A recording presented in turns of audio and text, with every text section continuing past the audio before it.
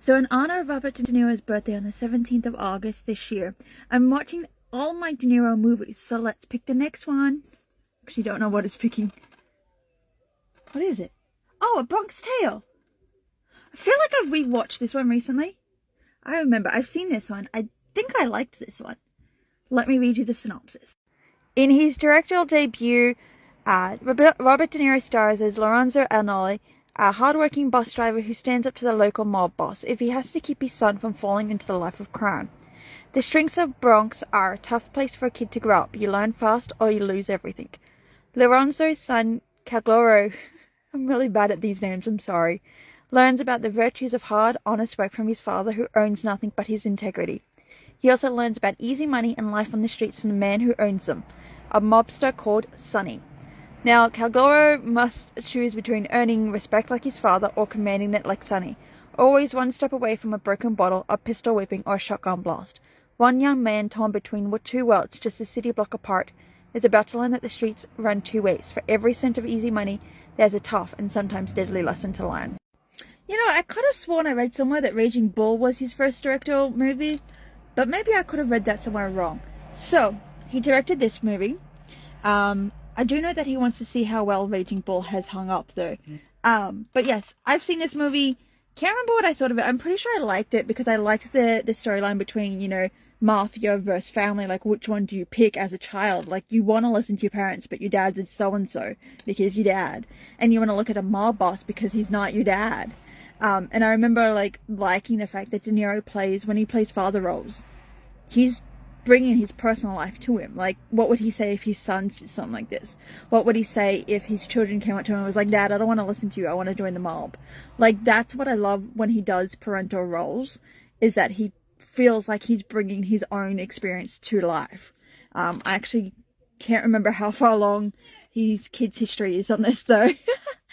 By that I mean, like, in his personal life, his kids were born. Yeah. Anyway, we're gonna go hit play before I put myself in a hole. So we got the simple little Bronx Tale. Boom, boom, let's go. That is the most intense main menu I've ever seen. Like the showdown between Sonny and Lorenzo, and the kids are in the middle and trying not to get caught up in everything. And then you got that score, which is absolutely terrifying. Anyway, before I scare myself even more with this stare down, let's hit play. No, it didn't work. There we go.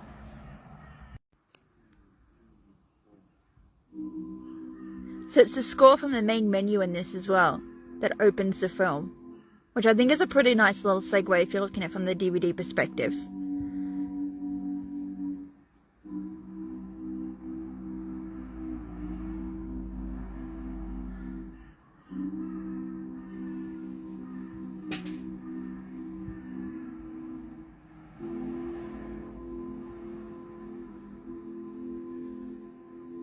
This is the Fordham section of the Bronx. My home. A world unto itself. You could get to any bar in 15 minutes from here, but they might as well be 3,000 miles away. That's Mount Carmel Church, and the sound of the bells would fill the neighborhood. On the streets of the Bronx, is where I wanna be. It was 1960. And doo-wop was the sound on the streets. It felt like there was a doo-wop group on every corner back then. What a time it was.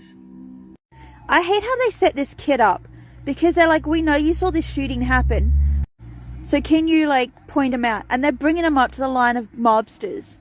And it's just like, your kid is fucked either way. Like, if he points out the mobsters, they're going to kill him and his family. But if this kid doesn't point out the mobsters, then the cops are gonna hit him.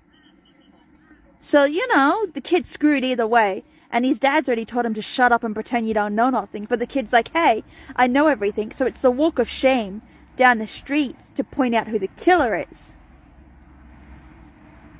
Just look at them all going, if you talk, you're screwed. And there's a lineup of suspects. Just look at everybody. Fellas, turn around. You can take your hats off. Hey, put your head up. Straight ahead. Look this way. Is it him? Like, no matter how many times I've seen The Bronx Tale, I just always feel for the kid because he's got to make a choice in that moment. Does he ruin his family by telling the truth? Or does he save his family by lying? Like, he's got no choice. His dad told him to shut up. But he's like, I know everything. So it's like, kid, shut your mouth. You live in a crime neighborhood. You're gonna get smacked. Do you want to die? Do you want to be the reason your family dies? So yeah, that's a fun little choice this little kid who's like, looks no older than 6 has. It's terrifying. But I'm going to let you decide if he picks the answer. Because, like, that would be cruel if I told you the answer. And I did realize that there is a body showing, so hopefully TikTok does not censor this video too badly. Because I will cry. Sorry. And I just realized there's something in my teeth. Anyway, back to the movie. Is it scary to see how this kid looks like a young De Niro from that side profile? Like, it's the kid who's playing Calogero, but, like, looks like a baby De Niro. Why is it not playing?